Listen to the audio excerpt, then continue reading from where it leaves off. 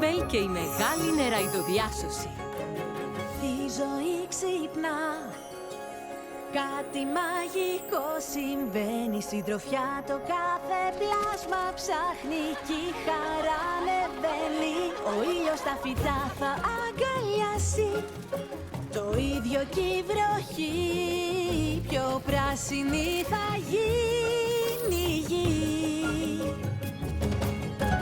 Μέλισσες ξυπνούν, η αράχνη φαίνει με μετάξι. Όλα μπαίνουν σε μια τάξη κι όλα με αρχή προσμένουν. Στέλνουν τα λουλούδια εφοδιές να καλωσορίσουν το ξεκίνημα μιας νέας εποχής. Hey, Tink, έτοιμη για το πρώτο σου καλοκαίρι στην εδώ χώρα? Πανέτοιμη! Είναι πανέμορφα εδώ πέρα. Δεν μπορώ να το πιστέψω ότι θα μείνουμε όλο το καλοκαίρι. Τότε τι περιμένουμε λοιπόν? Παραβγαίνουμε!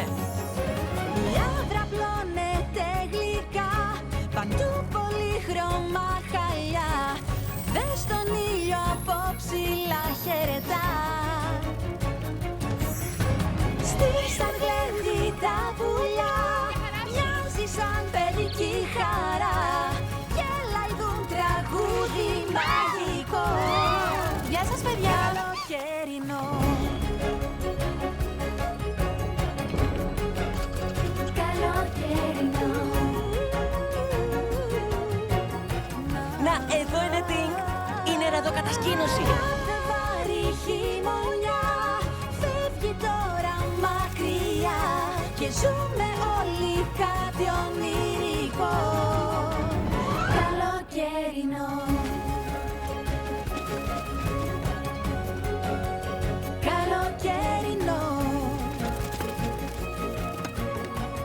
Γεια σου, Τυρί! Καλοκαιρινό.